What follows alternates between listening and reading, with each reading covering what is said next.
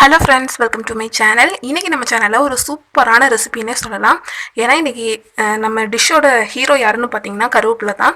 அதுவும் நம்ம ரேஷன் புழுங்குற அரிசியை வச்சு தான் பண்ண போகிறோம். நான் அதில் வந்து சாதம் வடித்து வச்சுருக்கேன். அந்த சாதத்தை வச்சு தான் பண்ண போகிறோம். ரொம்பவே ஹெல்த்தி. ஏன்னா நம்ம முடி வளர்ச்சிக்கு ரொம்ப உதவுறதுன்னு பார்த்தீங்கன்னா கருவேப்பிலை தான். தினமும் கூட கருவேப்பிலை எடுத்துக்கிறது ரொம்ப நல்லது அப்படின்னு சொல்கிறாங்க. கருவேப்பிலையை வந்து உங்களுக்கு துவையெல்லாம் வந்து எடுத்துக்க முடியல அப்படின்னா இந்த மாதிரி சாதமாக செஞ்சு சாப்பிடுங்க.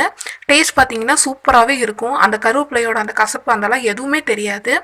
ரொம்ப சூப்பராக இருக்கும். ஸோ அந்த சூப்பரான கலக்கலான ரைஸ் எப்படி பண்ணுறதுன்னு பார்க்கலாம். வாங்க வீடியோக்குள்ளே போகலாம். ஸோ அடுப்பில் பார்த்தீங்கன்னா ஒரு கடாய் வச்சுருக்கேன். இப்போ இதில் நம்ம 1 ஸ்பூன் மட்டும் எண்ணெய் சேர்த்துக்கலாம்.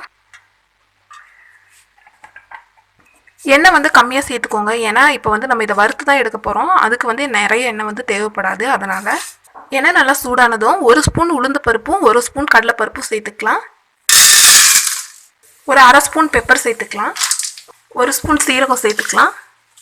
எள்ளு உங்கள்கிட்ட இருந்துச்சுன்னா கொஞ்சமாக சேர்த்துக்கோங்க, இல்லைன்னா ஸ்கிப் பண்ணிக்கோங்க. நான் சேர்த்துக்கிறேன் இன்றைக்கி. சேர்த்ததுக்கப்புறம் இது நல்லா ஒரு கோல்டன் ப்ரௌனாக நல்லா வறுத்து எடுத்துக்கோங்க.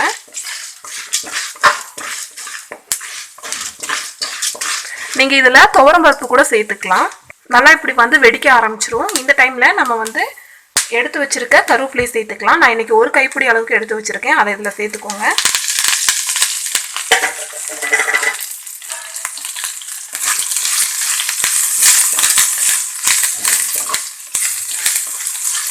சேர்த்து கருவேப்பிலை நல்லா முறுமுறுன்னு வர்ற அளவுக்கு நல்லா வறுத்து எடுத்துக்கோங்க.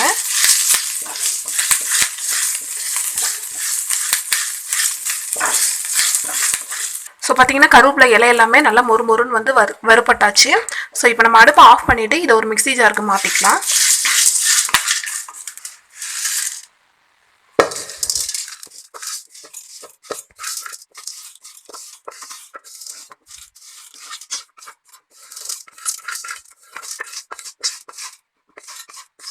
ஸோ அவ்வளோதான், மிக்ஸி ஜாரில் மாற்றியாச்சு. இப்போ இதை வந்து நல்லா அரைச்சி எடுத்துக்கலாம். ஸோ பார்த்தீங்கன்னா நம்மளோட பவுட்ரு வந்து சூப்பராக ரெடி ஆயிடுச்சு. இப்போ வந்து நம்ம சாதம் வந்து பண்ண ஆரம்பிச்சிக்கலாம். நீங்கள் இந்த மாதிரி பவுட்ரு பண்ணி ஒரு மாதம் வரைக்கும் கூட ஸ்டோர் பண்ணிக்கலாம். தேவையான டைமில் எடுத்து சாதத்தில் நான் இப்போ பண்ணுற மாதிரி போட்டு கூட பண்ணிக்கலாம். ஸோ வந்து ரொம்ப ஹெல்த்தியான பவுட்ரு இது. ஸோ இப்போ வந்து நம்ம இதை சாதத்தில் கிண்டிக்கலாம். ஸோ அடுப்பில் கடாய் வச்சுருக்கேன். அதே கடாய் தான். ஸோ வந்து நீங்கள் எடுத்த பின்னாடி அதை வாஷ் பண்ணணுன்னு கூட இல்லை, அப்படியே வச்சுக்கோங்க. இதில் வந்து நம்ம 2 ஸ்பூன் அளவுக்கு எண்ணெய் சேர்த்துக்கலாம். எண்ணெய் நல்லா சூடானதும் 1 ஸ்பூன் கடுகு சேர்த்துக்கலாம். 1 ஸ்பூன் உளுந்து கடலைப்பருப்பு சேர்த்துக்கலாம். 2 ஸ்பூன் வேர்க்கடலை சேர்த்துக்கலாம். நல்லா பொன்னிறமாயிருச்சு. இப்போ இதில் நம்ம அரைச்சி வச்சுருக்க அந்த கலவையை சேர்த்துக்கலாம்.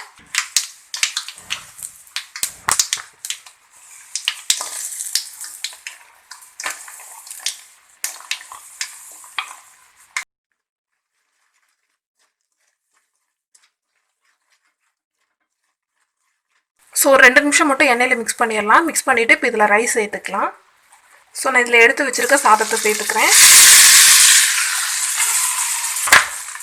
நல்லா கலந்து விட்டுக்கலாம்.